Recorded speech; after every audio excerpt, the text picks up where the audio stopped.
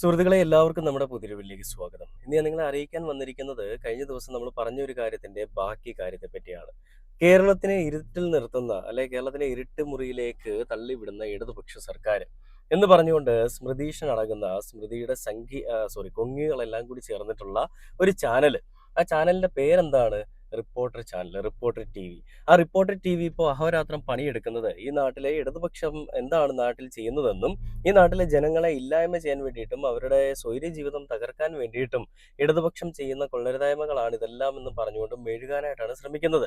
അങ്ങനെ മെഴുകി മെഴുകി ഇപ്പോൾ ഇവരെത്തിയിരിക്കുന്ന വേറെ തലങ്ങൾ എന്നൊക്കെ പറയുന്നത് വയനാട് വിഷയങ്ങളൊക്കെ കഴിഞ്ഞ് മറ്റുള്ള പല വിഷയങ്ങളും കഴിഞ്ഞ് അനുബന്ധ വിഷയങ്ങൾ, മെഡിക്കൽ കോളേജ് അടക്കമുള്ള വിഷയങ്ങളൊക്കെ കഴിഞ്ഞ് ഇന്ന് നിൽക്കുന്നത് ഈ പറയുന്ന പവർ കട്ടിനെ പറ്റിയാണ്, ലോഡ് ഷെഡിങ്ങിനെ പറ്റിയാണ്.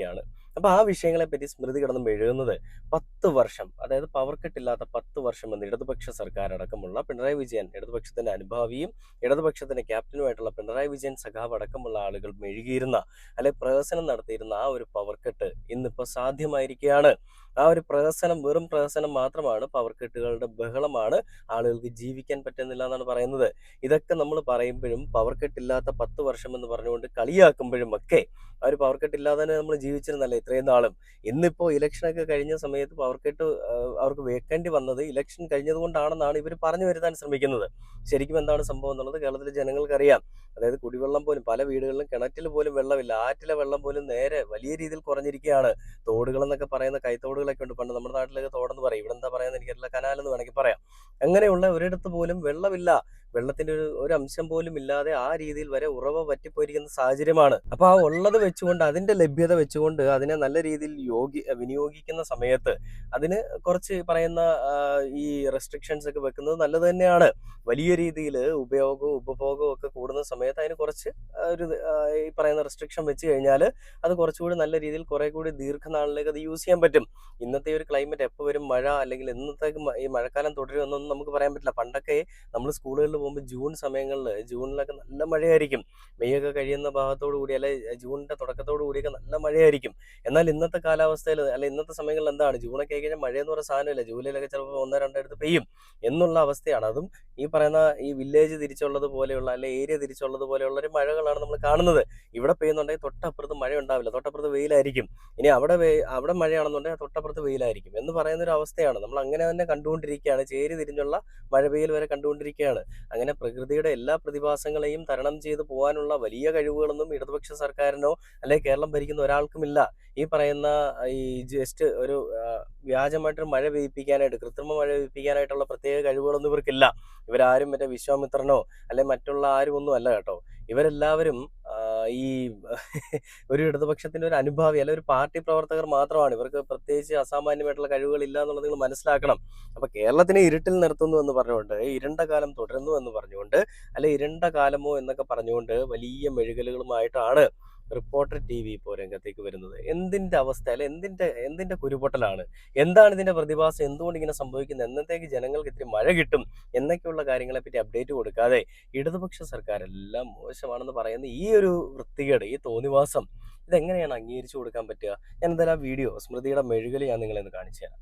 കാവൽ സർക്കാരിന്റെ ഭരണകാലാവധി കഴിയുന്ന ഘട്ടത്തിൽ ഒരു ഇരുണ്ട കാലത്തിലേക്ക്, അത് ദീർഘമാകാതിരിക്കട്ടെ, കുറച്ചു കാലത്താണെങ്കിൽ ഒരു ഇരുണ്ട സമയമാണിത്. അപ്പോൾ ആ ഇരുണ്ട കാലത്തിൽ ഇവിടെ നടത്തിയിരിക്കുന്ന ലോഡ് ഷെഡിംഗ് ആണ് എന്ന് സമ്മതിക്കാൻ കഴിയാത്തത് പോലും ഒരുപക്ഷെ രാഷ്ട്രീയമായി പറയട്ടെ, ലോഡ് ഷെഡിംഗ് ആണ് എന്ന് സമ്മതിക്കാൻ കഴിയാത്തത് പോലും ഇപ്പോൾ ഈ പറഞ്ഞ ഇങ്ങനെ ഒരു പ്രചാരം നടത്തിയതുകൊണ്ട് ഞാൻ പറയുകയാണെങ്കിൽ ജനാധിപത്യ രീതിയിൽ ചർച്ച നടത്തട്ടെ. ഒരു മിനിറ്റ് ഞാൻ പറയട്ടെ. കണ്ടില്ലേ, അതായത് സ്മൃതീഷന്റെ ആ ഒരു മെഴുകല്, സ്മൃതിക്ക് വേണ്ടിയിട്ട് മാത്തു സജി എന്ന് പറയുന്ന ഇടതുപക്ഷത്തിന് വേണ്ടി സംസാരിച്ചുകൊണ്ടിരുന്ന ഒരു പെൺകുട്ടി ജേർണലിസ്റ്റും ഇപ്പൊ കൊങ്ങികൾക്ക് വേണ്ടിയിട്ട് സംസാരിക്കുകയാണ്. സ്മൃതി കിട്ടുന്നത് നല്ല കൊട്ട് കിട്ടിയപ്പോ സ്മൃതിയെ ചേർത്ത് പിടിക്കുക എന്നുള്ളത് ഇവരുടെയൊക്കെ ഒരു തന്ത്രമായതുകൊണ്ടും ഒരു ആവശ്യമായതുകൊണ്ടും ഇവർ അവളെ ചേർത്ത് പിടിക്കുകയാണ്. ചിലപ്പോൾ പണത്തിന്റെയോ അധികാരത്തിന്റെയോ രാഷ്ട്രീയത്തിന്റെയോ ഒക്കെ ഫലമായിട്ട് തന്നെ ആയിരിക്കാം. അതിനു വേണ്ടിയിട്ട് റിപ്പോർട്ടർ ടി വി ഒന്നടങ്കം ഈ കമ്മ്യൂണിസ്റ്റിനെതിരെ സംസാരിക്കുകയാണ്. ഭരിക്കുന്ന പാർട്ടിക്ക് എന്തേ ഈ ഉമ്മൻചാണ്ടി സർക്കാർ ഭരിച്ചിരുന്ന സമയത്ത് ലോഡ് ഷെഡിങ് എല്ലാ ദിവസവും ഉണ്ടായിരുന്നല്ലോ, മഴയുള്ള സമയത്ത് മഴയില്ലാത്ത സമയത്ത് ലോഡ് ഷെഡിങ് ഉണ്ടായിരുന്നല്ലോ, എന്തേ നിങ്ങൾ ആരും അതിനെതിരെ പ്രതികരിച്ചില്ല? അന്നൊന്നും പ്രതികരിക്കാതെ ഇന്ന് വന്ന് പ്രതികരിക്കുന്നതിന്റെ ആ ഒരു ചേതവികാരം എന്താണ്? പണ്ട് ഉമ്മൻചാണ്ടി സർക്കാർ ഇരിക്കുന്ന സമയത്ത് എനിക്കറിയാം, ഒരു മഴ പെയ്ത് കഴിഞ്ഞാൽ അപ്പൊ കറണ്ട് പോകും. ഒരു ലൈനിൽ ജസ്റ്റ് ഒരു വെള്ളം, ഒരു മഴത്തുള്ളി വീഴുമ്പോൾ കറണ്ട് പോകും. അതിനെപ്പറ്റി ഒന്നും ആർക്കൊന്നും പറയാനില്ല. ഇന്നിപ്പോൾ ഈ ഒരു അവസ്ഥയിൽ ഒരിത്തിരി കറണ്ട് കുറച്ച് നേരം, ഒരു അരമണിക്കൂറത്തേക്ക് നിർത്തിവെച്ചപ്പോൾ വലിയ മെഴുകലാണ്. പറഞ്ഞിട്ടുള്ള എല്ലാം പാലിക്കാൻ സാധിക്കുന്നുണ്ടായിരുന്ന ഒരു സർക്കാർ തന്നെയാണ് ഇടതുപക്ഷം. അത് പറഞ്ഞതുപോലെ തന്നെ അവർ പാലിച്ചിട്ടുമുണ്ട്. ഈ പവർ കട്ടില്ലാത്ത 10 വർഷം എന്ന് പറഞ്ഞാൽ പവർ കട്ടില്ലാതെ തന്നെയാണ് ഈ 10 വർഷം കൊണ്ടുപോയത്. പിന്നീട് അതിനുശേഷം ഈ പറയുന്ന വേനൽ കടുക്കുന്നു. ഈ കാലാവസ്ഥ നമുക്ക് നിയന്ത്രിക്കാൻ അല്ലെ നമുക്ക് പ്രവചിക്കാൻ പറ്റുന്നതല്ല. അങ്ങനെയുള്ളൊരു സാഹചര്യത്തിൽ ഈ പറയുന്ന രീതിയിൽ ചെറിയ മാറ്റങ്ങൾ വരുത്തേണ്ടി വരുന്നു.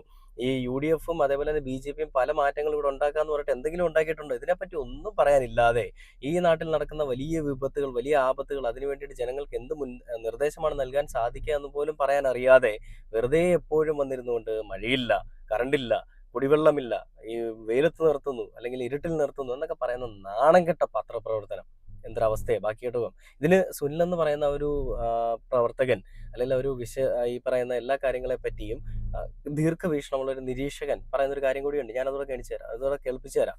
ഈ പറയുന്ന കൊങ്ങികൾക്കും അവർക്ക് വേണ്ടിയിട്ട് അഹോരാത്രം പണിയെടുക്കുന്ന എല്ലാവരുടെയും അന്നനാളവും അതേപോലെ തന്നെ വയറൊക്കെ നിറച്ചുകൊണ്ട് അല്ലെങ്കിൽ അണ്ണാക്കൊക്കെ നിറച്ചുകൊണ്ട് പറയുന്ന മറുപടിയാണ്. കണ്ടുനോക്കാം. പറഞ്ഞു തുടങ്ങിയിട്ടേ ഉള്ളൂ. സുനിൽ പറയട്ടെ. ലോഡ് ഷെഡിംഗ്, ഒരു മിനിറ്റ്. ലോഡ് ഷെഡിംഗ് സുനിൽ പറയട്ടെ. രണ്ട് ദിവസം ഒരു പ്രതിസന്ധി ഉണ്ടായി ഉടനെ കേരളത്തിൽ ലോഡ് ഷെഡിംഗ് സംസാരിക്കുമ്പോൾ ഈ ഒരു ഗുണമുണ്ട്. നമുക്ക് പറയാം ലോഡ് ഷെഡിംഗ് എന്നാൽ എന്താണ്. ലോഡ് ഷെഡിംഗ് അങ്ങ് പറഞ്ഞ പോലെ വീടുകളിൽ കൃത്യസമയത്ത് നിശ്ചിത സമയത്ത് നിങ്ങളുടെ കറണ്ട് പോകുമെന്ന് അറിയിക്കും, സർക്കാർ അറിയിക്കും. ഓരോ സ്ഥലത്തും ഓരോ സമയമായിരിക്കും. അരമണിക്കൂർ അല്ലെങ്കിൽ 1 മണിക്കൂർ നിങ്ങൾക്ക് കറണ്ട് ഉണ്ടാവില്ല എന്നറിയിക്കും എന്നാണ് ലോഡ് ഷെഡിംഗ്. പവർ കട്ട് എന്ന് പറയുന്നത് വ്യവസായ സ്ഥാപനങ്ങളുമായി ബന്ധപ്പെട്ടാണ്. അവർക്ക് 20% കുറച്ച് ഉപയോഗിക്കാവൂ എന്നുള്ള ഒരു നിർദ്ദേശം മുന്നോട്ട് വയ്ക്കും. അതാണ് ഈ പവർ കട്ട് എന്ന് പറയുന്നത്. ഇത് രണ്ടുമല്ലല്ലോ എന്നുള്ളതാണ് പറയുന്നത്. ശരിയാണ്, ഈ ലോഡ് ഷെഡിംഗ് എന്ന് പറയുന്നത് കൃത്യസമയമാകുമ്പോൾ കറണ്ട് പോകുന്നുണ്ട്, പക്ഷെ അറിയിച്ചിട്ടില്ല സർക്കാർ. അതുകൊണ്ടാണ് ഇത് ലോഡ് ഷെഡിംഗ് അല്ല എന്ന് പറയുന്നത്. ലോഡ് ഷെഡിംഗ് ആണ് എന്ന് പറയാൻ സാധിക്കില്ല. കാരണം ഞങ്ങളുടെ കാലത്ത് ലോഡ് ഷെഡിംഗ് ഉണ്ടായിട്ടില്ലല്ലോ എന്ന ഒരു പ്രചാരണം നടത്തിയ ഒരു സർക്കാരിന് ഇപ്പോൾ നടത്തിക്കൊണ്ടിരിക്കുന്നത് ലോഡ് ഷെഡിംഗ് ആണെന്ന് പറയാൻ പറ്റില്ല. ഇപ്പോൾ എന്താണ് ചെയ്തുകൊണ്ടിരിക്കുന്നത്? ഇപ്പോൾ ലോഡ് ഷെഡിംഗ് തീരുമാനിച്ചിട്ടില്ല എന്ന് പറയുന്നു. പക്ഷേ KSEBിയിലെ ജീവനക്കാരോട് നമ്മൾ രഹസ്യമായി സംസാരിക്കുമ്പോൾ അവർ ഓഫ് ദ റെക്കോർഡായി പറയുന്നുണ്ട്. സംഭവം അത് തന്നെയാണ്, പക്ഷെ നമുക്ക് പറയാൻ പറ്റില്ല.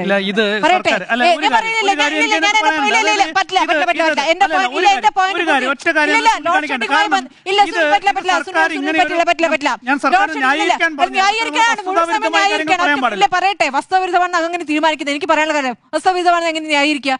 സർക്കാർ പറയുന്ന സമയത്ത് 10 വർഷത്തെ കാലത്തെ സാഹചര്യം പറഞ്ഞിട്ടാണ്. അതെനിക്ക് പറയാനുള്ള സമയമുണ്ട്. ആ 5 വർഷത്തെ കുറിച്ച് എനിക്ക് പറയണ്ട. അരുണല്ല, സുനിൽ എങ്ങനെ പറയാതിരിക്കൂ? ഈ പവർ കട്ട് അല്ല, ഈ പറയുന്ന ലോഡ് ഷെഡിങ് AC-കൾ ഉപയോഗിക്കുമ്പോൾ ഗ്രിഡ് ബാലൻസ് ചെയ്യാൻ ലോഡ് നിയന്ത്രിക്കും. അത് പ്രാദേശികമായി ഇപ്പോൾ ചെയ്യുകയാണ്. അതാണ് ഇപ്പൊ പറയുന്നത് ഡ്രിപ്പ് ആവുകയാണ് എന്ന വാക്കാണ്. അത് തന്നെ അങ്ങോട്ട് ഡ്രിപ്പ് ആവുകയല്ല, പ്രാദേശികമായി തീരുമാനിക്കുകയാണെന്നേ. ഇതാ ഇത്രയും സമയം ഇവിടെ ഇപ്പോൾ കൊടുക്കണ്ട, അല്ലെങ്കിൽ പണിയാവുന്ന സാഹചര്യം സൃഷ്ടിച്ചിട്ടുണ്ട്. ഇവിടെ ഇപ്പോൾ വല്ലാത്ത ഉപഭോഗം കൂടിയിട്ടുണ്ട് എന്നുള്ള യാഥാർത്ഥ്യമാണ്. ഇപ്പോൾ യുദ്ധകാലമായതുകൊണ്ട് ഇപ്പോൾ വലിയ എന്തൊരു മെഴുകലാണല്ലേ സ്മൃതി കിടന്ന് മെഴുകുന്നത്. അരുണെ അല്ലെങ്കിൽ സുനിലെ മിണ്ടാതിരി, ഞാനൊന്ന് പറയട്ടെ. ഞങ്ങൾ രഹസ്യമായിട്ട് KSEB ഉദ്യോഗസ്ഥരോട് അന്വേഷിച്ചപ്പോൾ അവർ പറഞ്ഞത് ശരിക്കും ലോഡ് ഷെഡിങ്ങാണ്, പക്ഷെ ഞങ്ങൾക്ക് പറയാൻ പറ്റില്ലല്ലോ എന്നാണ്. രഹസ്യമായിട്ട് അന്വേഷിക്കുക. ഇവരാര് CBI-കളോ അല്ലെ CID-കളോ? എന്തൊരവസ്ഥയാണല്ലേ. അതായത് ഇടതുപക്ഷത്തിനെതിരെ എന്തൊരു സാധനം കിട്ടിയാലും അത് ഞങ്ങൾക്ക് കിട്ടുന്ന ഒരു കച്ചിത്തുരുമ്പാണ്, ഞങ്ങൾക്ക് കിട്ടുന്ന ഒരു പൊൻതൂവലാണെന്ന് പറഞ്ഞുകൊണ്ട് വലിയ മെഴുകലുകൾക്ക് വേണ്ടിയിട്ട് അങ്ങോട്ട് മുന്നിലേക്ക് നിൽക്കുന്ന ആളുകളാണിത്. വല്ലാത്ത അവസ്ഥ തന്നെയാണ് കേട്ടോ. അതിനപ്പുറത്തേക്ക് ഒന്നും പറയാനില്ല. ഇവരുടെ ഈ തോന്നിവാസത്തിനെതിരെയും ഇവരുടെ തന്തയില്ലായ്മയ്ക്കെതിരെയും പ്രതികരിക്കാനായിട്ട് ആരും മുന്നിലേക്ക് വരുന്നില്ല എന്നുള്ളതിന്റെ ഒരു ധൈര്യപൂർവ്വം ഇവർ കാണിച്ചു കൂട്ടുന്ന പരിപാടികളാണ്. ഇതിന് സുനിൽ എന്ന് പറയുന്ന ഒരു മനുഷ്യൻ കൊടുക്കുന്ന ഒരു മറുപടിയാണ്. ഞാൻ ആ ഒരു വീഡിയോ കൂടെ കാണിച്ചു തരാം. ഇരുണ്ട കാലം എന്ന് വിശേഷിപ്പിക്കാനാകില്ല. ഇതൊരു താൽക്കാലിക പ്രതിഭാസമാണ്. കാരണം നമുക്കെല്ലാവർക്കും അറിയാം, നമ്മൾ അനുഭവിക്കുന്നതാണ് എത്രത്തോളം ചൂടാണ് കേരളത്തിൽ ഉള്ളത് എന്നത്. കാലാവസ്ഥാ വ്യതിയാനം അതിഗുരുതരമായ സ്ഥിതിയിൽ മാറുന്നുവെന്നാണ്. കേരളത്തിലൊക്കെ തന്നെ 40 ഡിഗ്രിക്ക് മുകളിൽ ചൂട് വരുന്നൊരു സ്ഥിതിവിശേഷം പാലക്കാട് രേഖപ്പെടുത്തിയിട്ടുണ്ട്. ഉത്തരേന്ത്യൻ സംസ്ഥാനങ്ങളിലേക്ക് പോയാൽ ഡൽഹിയിലൊക്കെ 44 45 ഡിഗ്രിയാണ് ചൂട് എന്ന് പറയുന്നത്. സ്വാഭാവികമായും വൈദ്യുതി ഉപഭോഗം അതിഭീകരമായി കൂടിയിട്ടുണ്ട്. നമ്മൾ ഇന്നത്തെ ഒരു കണക്ക് പരിശോധിക്കുമ്പോൾ വൈദ്യുതി ഉപഭോഗം കഴിഞ്ഞ 2 ദിവസങ്ങളിൽ നമ്മൾ നോക്കിയാൽ ഒരു ദിവസം, അതായത് ഏപ്രിൽ 18-ന് വൈദ്യുതി ഉപഭോഗം എന്ന് പറയുന്നത് 6033 മെഗാവാട്ടാണ്. അതായത് 117.60 ദശലക്ഷം യൂണിറ്റ് വൈദ്യുതിയാണ് ഏപ്രിൽ 18-ന് ഉപയോഗിച്ചത് കേരളം. ഈ വർഷത്തെ ഹയസ്റ്റ് ആണ്. അത് ചരിത്രത്തിലെ ഏറ്റവും ഹയസ്റ്റായ കണക്കാണ്. ഇന്നലെ രേഖപ്പെടുത്തിയത് 5770 മില്യൺ യൂണിറ്റ് വൈദ്യുതിയാണ്. ഫ്രൈഡേ വെള്ളിയാഴ്ച ഉപയോഗിച്ചത് 5654 ദശലക്ഷം യൂണിറ്റ് വൈദ്യുതിയാണ് എന്നതാണ്. അതുകൊണ്ട് ഇത് ഇത്രയും കൂടുതൽ വൈദ്യുതി ഉപഭോഗം വർദ്ധിച്ചതുകൊണ്ടുള്ള ഒരു താൽക്കാലിക പ്രതിസന്ധി മാത്രമാണിത്. സംസ്ഥാന വ്യാപകമായി KSEBയോ സംസ്ഥാന സർക്കാരോ ഒരു പവർ കട്ടോ അല്ലെങ്കിൽ ലോഡ് ഷെഡിങ്ങോ പ്രഖ്യാപിച്ചിട്ടില്ല. അതുപോലെ തന്നെ വ്യാവസായിക രംഗത്ത്, വ്യാവസായിക മേഖലയിലും അങ്ങനെ എന്തെങ്കിലും പവർ കട്ടും പ്രഖ്യാപിച്ചിട്ടില്ല. ഇത് ലോഡ് കൂടുന്നതിനനുസരിച്ച് ഞാൻ മനസ്സിലാക്കുന്നത് KSEBയിലെ ഉദ്യോഗസ്ഥരും അതുപോലെ തന്നെ എഞ്ചിനീയർമാരും ഒക്കെ തന്നെ നൽകുന്ന വിശദീകരണം എന്ന് പറയുന്നത് ട്രിപ്പാവുന്നുണ്ട്. അതുപോലെ തന്നെ ഫീഡറുകൾ ഓഫ് ചെയ്തുകൊണ്ട് ചില മേഖലകളിൽ ഈ ട്രാൻസ്ഫോർമറുകൾ കത്തിപ്പോകാതിരിക്കാനുള്ള ചില മുൻകരുതൽ നടപടിയുടെ കൂടി ഭാഗമായിട്ടാണ് ഇങ്ങനെ സ്വീകരിക്കുന്നത്. ഈ ഒരു നിയന്ത്രണം കണ്ടില്ല, പല മെഴുകലുകൾക്കും മറുപടിയായിട്ട് തന്നെയാണ് PR സുനിൽ എന്ന് പറയുന്ന ഒരു മനുഷ്യൻ നിൽക്കുന്നത്. ഇതൊരു കമന്റ് ഞാൻ കണ്ടു. അതായത് ഈ 2 ദിവസം കറണ്ട് പോയപ്പോഴത്തേക്കും കഴിഞ്ഞ 10 വർഷമായിട്ട് അല്ലെങ്കിൽ കഴിഞ്ഞ 10 വർഷം ചെയ്തിട്ടുള്ള നല്ല പ്രവർത്തനങ്ങളെ എല്ലാം കണ്ടില്ല എന്നടിക്കുന്ന ഒരു ടീമായിട്ട് മാറിയിരിക്കുകയാണ് മാധ്യമങ്ങളെന്നാണ് ഈ പറയുന്ന ഒരു കമന്റിൽ പറയുന്നത്.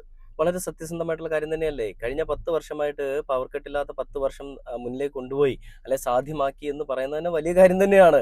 അത് ഒരു വലിയ അച്ചീവ്മെന്റ് ആണ്. അതിനെ ചെറിയൊരു അച്ചീവ്മെന്റ് ആക്കി കണ്ടുകൊണ്ട് വാഗ്ദാനങ്ങൾ, പൊള്ളയായ വാഗ്ദാനങ്ങൾ എന്നൊക്കെ പറയാനായിട്ട് എന്ത് അധികാരവും എന്ത് യോഗ്യതയുമാണ് നിങ്ങൾക്കുള്ളത്? നിങ്ങളുടെ ടീംസ് എന്തൊക്കെയാണ് ചെയ്തിട്ടുള്ളത്? വയനാടിന്റെ പേര് പറഞ്ഞുകൊണ്ട് ആ ഫണ്ട് എടുത്ത് പുട്ടടിച്ചത് നിങ്ങൾക്ക് ഓർമ്മയില്ലേ? പല വിഷയങ്ങളിലും പല കാര്യങ്ങളും ഞങ്ങൾ ചെയ്യുമെന്ന് പറഞ്ഞുകൊണ്ട് പുട്ടടിച്ചത് നിങ്ങൾക്ക് ഓർമ്മയില്ലേ?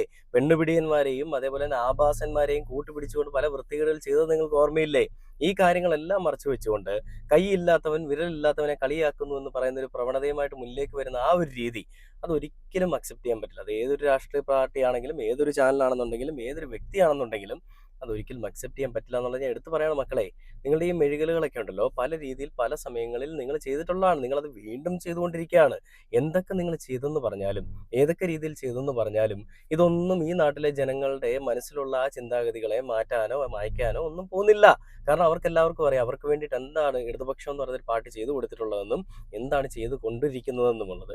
അങ്ങനെ ഉള്ളപ്പോൾ നിങ്ങൾ ഈ പറയുന്ന നിങ്ങളുടെ മെഴുകലുകൾക്കൊന്നും ഇവിടെ ഒരു സ്ഥാനമില്ല എന്നുള്ളത് ഞാൻ എടുത്തു പറയുകയാണ്. എന്തൊക്കെ മെഴുകിയാലും ഏതൊക്കെ പറഞ്ഞാലും ആ ആളുകൾ അവർ കണ്ടിട്ടുള്ളതും അവർക്ക് അനുഭവിച്ചറിഞ്ഞിട്ടുള്ളതും കാര്യങ്ങളിൽ അങ്ങനെയുള്ളതുമായിട്ടുള്ള കാര്യങ്ങളിൽ മാത്രമേ വിശ്വാസം പുലർത്തുകയുള്ളൂ എന്ന് എടുത്തു പറഞ്ഞുകൊണ്ട് ഈ ഒരു വീഡിയോ അവസാനിക്കുകയാണ്. സ്മൃതീഷന്റെ മെഴുകലുകൾ പല രീതിയിൽ പല വിധം പലതരം പല അർത്ഥങ്ങളിൽ കൂടി ഇങ്ങനെ പോയിക്കൊണ്ടിരിക്കുകയാണ്. എന്നാലും പുതിയൊരു വീഡിയോ ആയിട്ട് അടുത്ത ദിവസം കാണുന്നവരെ ഓക്കെ.